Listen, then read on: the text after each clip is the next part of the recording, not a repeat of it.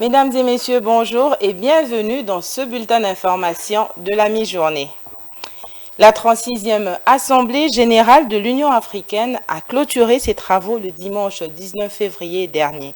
Il ressort de ces travaux plusieurs décisions sur la situation générale du continent africain. Parmi ces décisions, on retient les sanctions renforcées contre les pouvoirs issus de coups d'État au Mali, Guinée, Burkina Faso et au Soudan.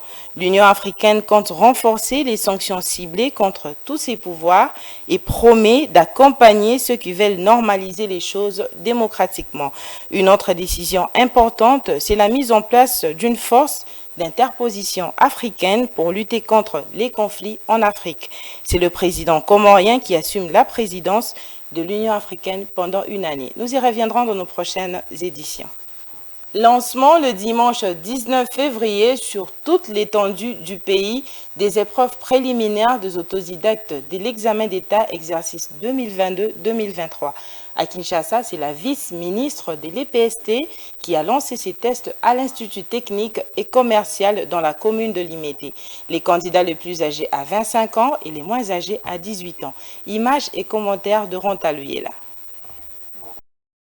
Lancement à Kinshasa le dimanche 19 février 2023 des épreuves préliminaires des autodidactes, examen d'État pour l'exercice 2022-2023 à l'Institut technique commercial de Limete. Pour ce coup d'envoi, la ministre provinciale de l'enseignement primaire, secondaire et technique, EPST en sigle, Aminata Namasia, s'est fait accompagner du ministre provincial de l'Éducation, Charles Mbutamuntu, ainsi que de la secrétaire générale à l'EPST, Nepa Nepa. Au début de cette épreuve, Aminata Namasia, en sa qualité de vice-ministre, a encouragé tous les candidats autodidactes à donner le meilleur d'eux-mêmes avant de les appeler à la concentration. Et par la même occasion, elle a profité pour donner quelques consignes afin de favoriser un bon climat pour la tenue de ces épreuves. La vice-ministre à l'EPST a pour ce faire distribué des items assistés par le ministre provincial de l'Éducation à tous les candidats.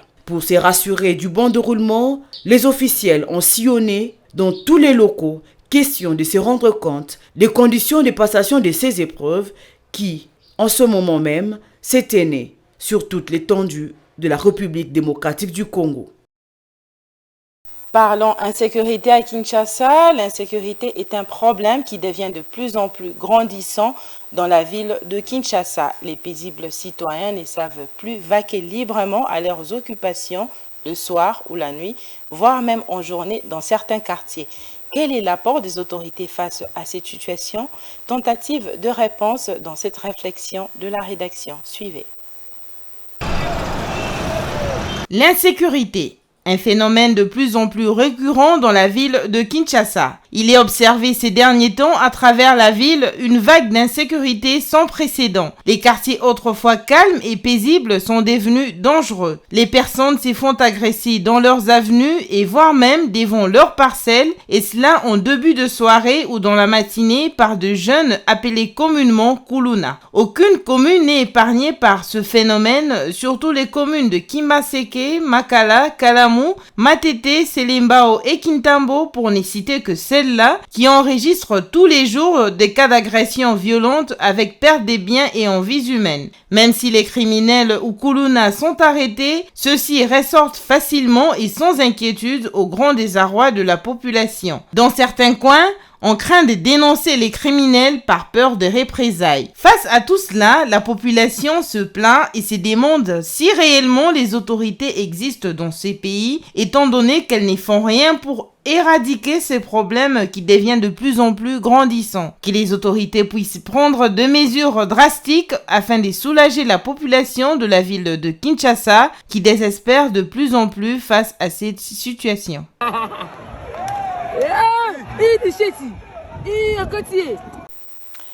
Et enfin, les corbeaux du tout-puissant Mazembe de Lubumbashi ont concédé le dimanche 19 février leur première défaite en phase de groupe de la Coupe de la Confédération. Ils se sont inclinés sur le score de 3-1 en déplacement face aux Young Africans de la Tanzanie à l'occasion de la deuxième journée. Nous y reviendrons aussi dans nos prochaines éditions. C'est par cette brève que nous mettons fin à ce bulletin d'information. Le prochain rendez-vous est à 16 h. Restez branchés sur Mondico Télévision et sur nos pages Facebook, Twitter, YouTube et Bantu de programme. Merci.